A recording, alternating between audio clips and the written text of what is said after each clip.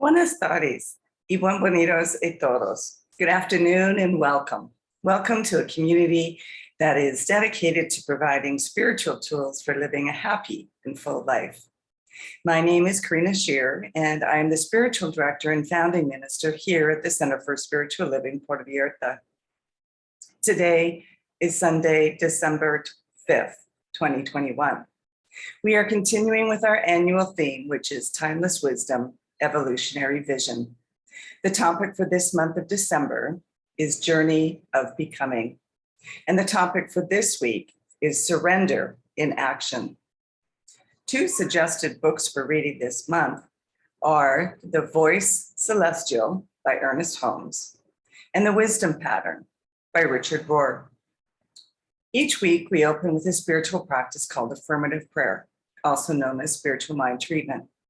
And this is a powerful tool and a practical tool that shifts our consciousness so that we are open and available to accept the good that is already present in our life. It aligns our thoughts with all good. So let's move into today's service with intention, as we do each week, with a reading from the Creative Thought magazine. And today I'll be reading from December 3rd, 2014. Just a reminder that spiritual mind treatment is always done in the first person. So I invite you to close your eyes and take these words as your own, if you so choose. In this moment in time, I know the truth. God is all there is. It is one infinite mind, one power, one presence, and I am one with it. In this awareness, I know who I am, a mighty, moving power of God in expression. I allow this truth to move me upward, onward, and forward to a new experience of life, one greater and grander than anything I have known before. As I release and let go of the past and no longer relive the details, I surge forward. I move into a new beginning that starts right now in this moment. A great new adventure of defining moments opens in my life. My life is a tapestry of rich, vibrant health, of loving relationships, of abundance and creativity. I rejoice in this wholeness. I give thanks for all that I am and all that I have as I approach this defining moment, knowing that today is the day I discover the joy of spiritual living and believe it is so. I release my word to law, and so it is. And that was originally submitted by Dr. Carol Lynch from New York, New York. And as we do each week, let's review together our purpose, vision, and mission statements.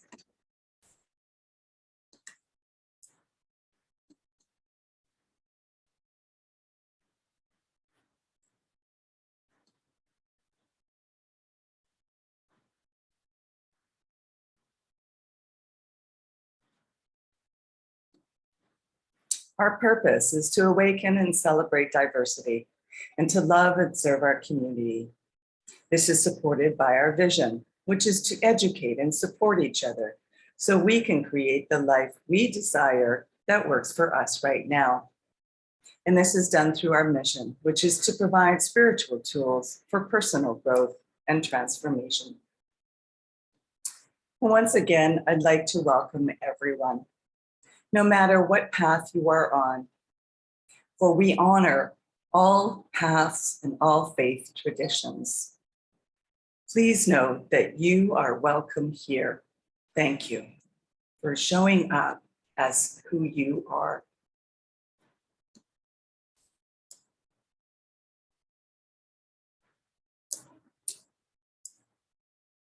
We teach a philosophy here called the Science of Mind. And it's a teaching based on new thought and ancient wisdom. We offer spiritual tools and principles to promote personal growth, such as the one that we experienced already with the opening spiritual mind treatment. And as we honor diversity in all aspects, we appreciate each of you for being here so that we can see and appreciate the great oneness that already exists everywhere and within everyone.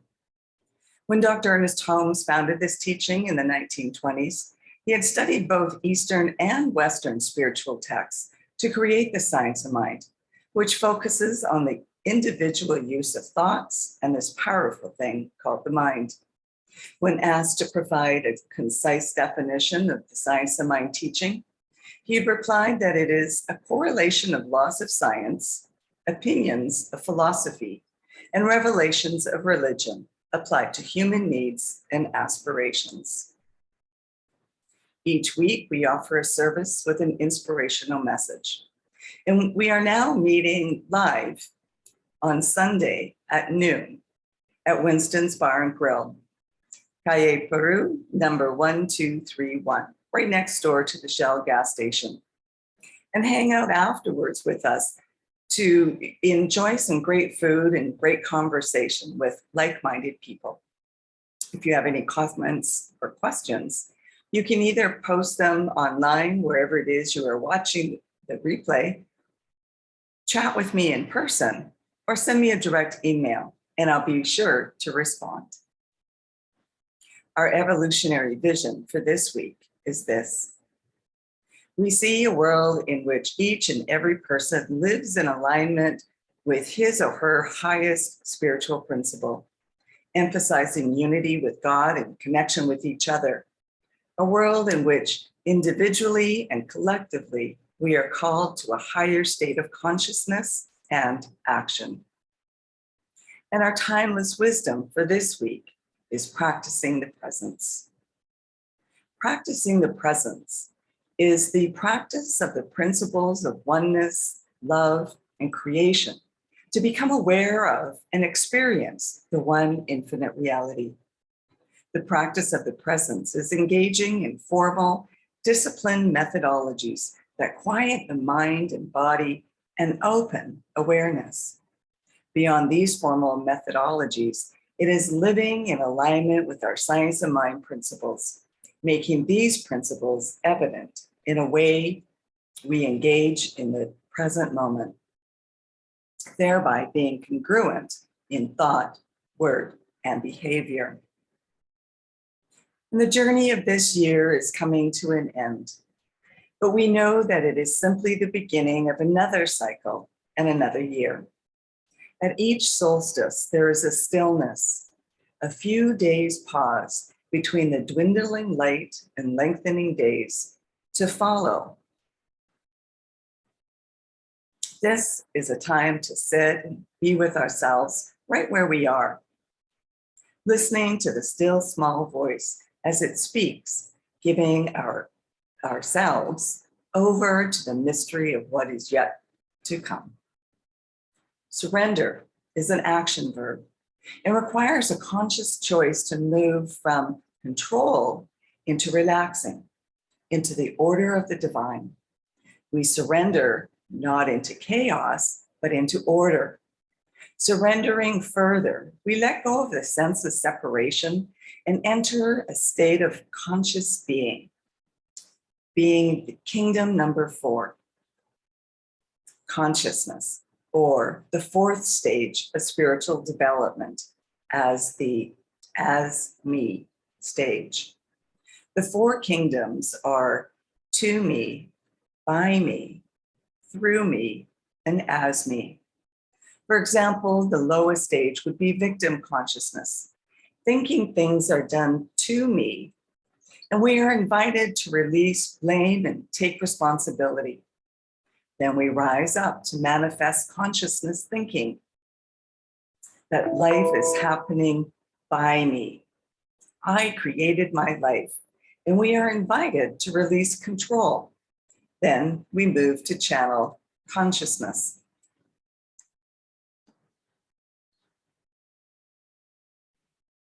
Thinking life is happening through me, and we are invited to release a sense of personal separation. And finally, we're invited to be one with Source.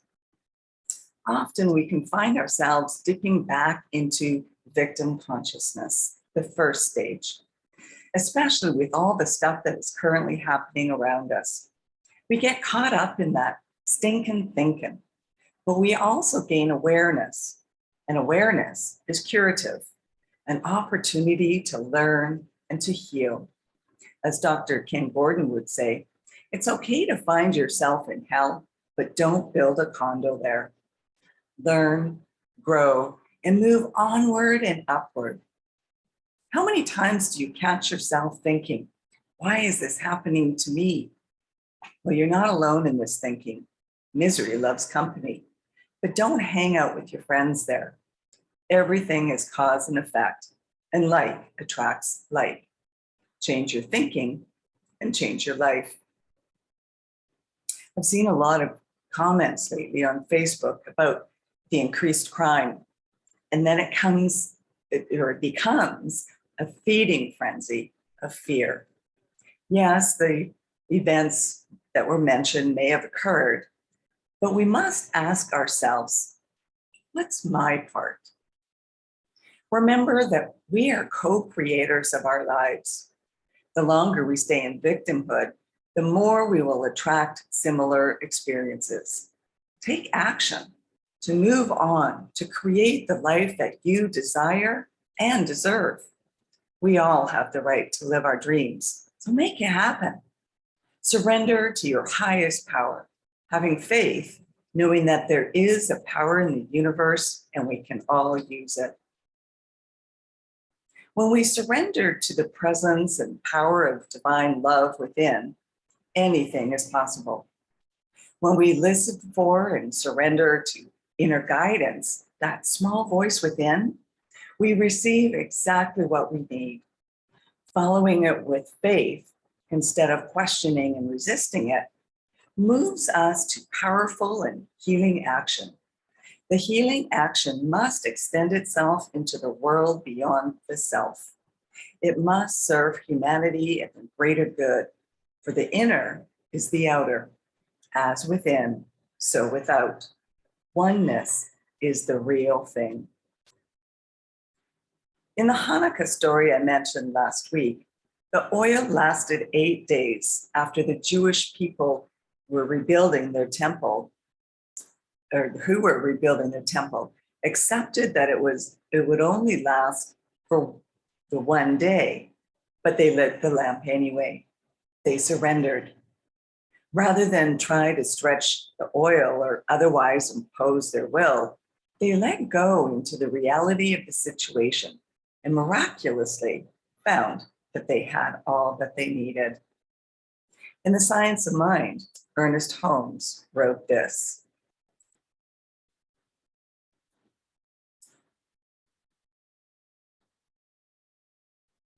love alone can overcome fear because love surrenders itself to the object of its adoration. The soul must make a complete surrender of itself to the spirit.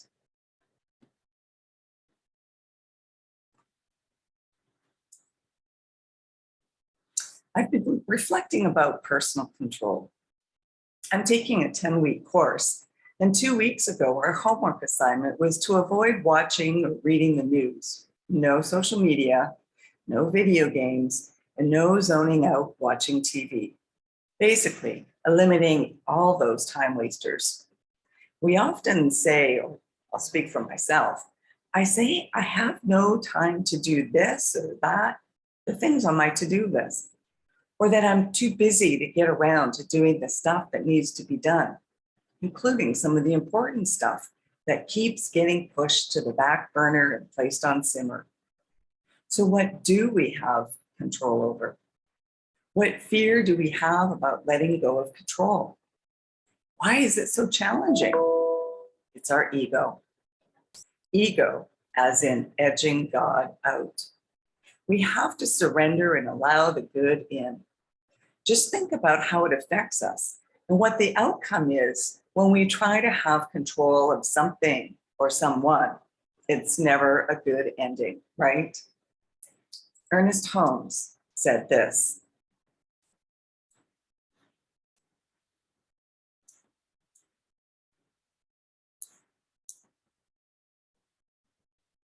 our mind should swing from inspiration to action, From contemplation to accomplishment, from prayer to performance, this would be a well-balanced existence. And Llewellyn Van Lee said, "The inner surrender of love's servant has a quality that is not passive, but is a dynamic participation with the unknown. We surrender to a reality we cannot understand and are trained to stand in the midst of the emptiness and be available for love's work."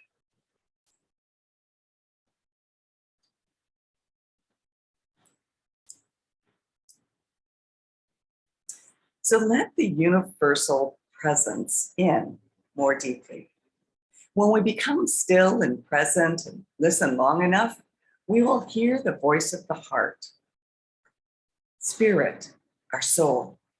And we are willing, are we willing to be still long enough to wait, to move away from the surface of our mind in our busy lives? In The Science of Mind, Ernest Holmes wrote this: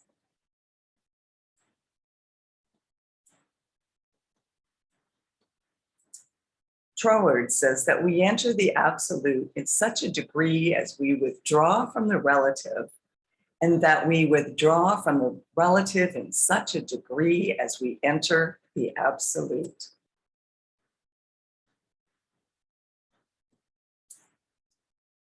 And surrender is not giving up or giving in. It's releasing that which no longer serves you and having faith and trust in the divine source to co-create all the good that is available to all. Live from faith and surrender to our own divinity, our essential nature. Follow that inner guidance more and more.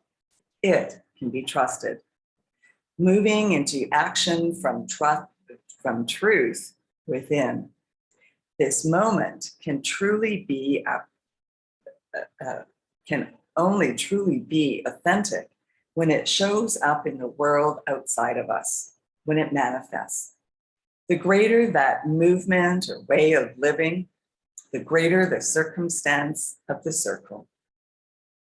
In the book, For the Love of the Real, Van Lee wrote this: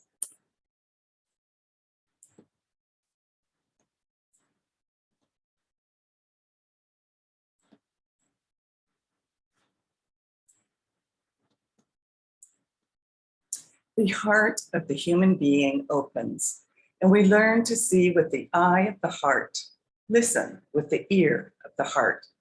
This is something we have forgotten.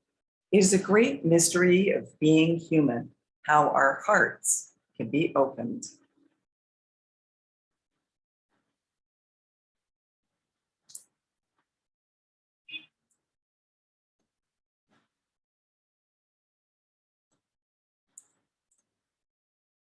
So be still and know you are God.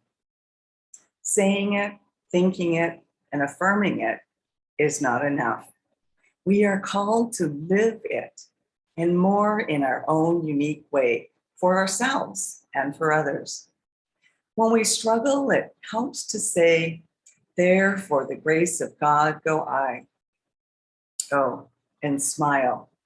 Infuse it with light and compassion. Here's another quote from Van Lee, from Darkening of the Light.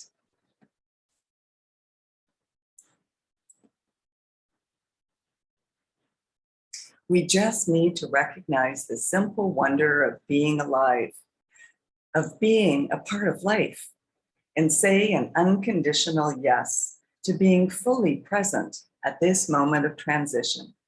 Through this yes, we open ourselves to what life needs.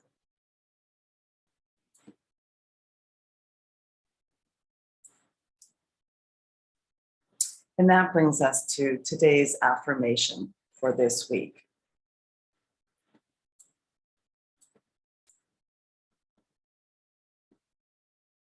I lay all burdens on the altar of divine love. And so now is our time for mindful giving. All of your donations support our center here in Puerto Vallarta. And they are gratefully received through PayPal on our website, which is www.cslpv.org. Or you can mail in a paper check, addressing it to CSLPV number 403 2125 Birch Road, Kelowna, BC, B1Y8N1. And so now, if you'd like to join me in our Offertory Affirmations. I know that my giving blesses and multiplies all that I am, all that I have, and all that I give and receive. I do give eternal thanks for the abundance that is mine to share.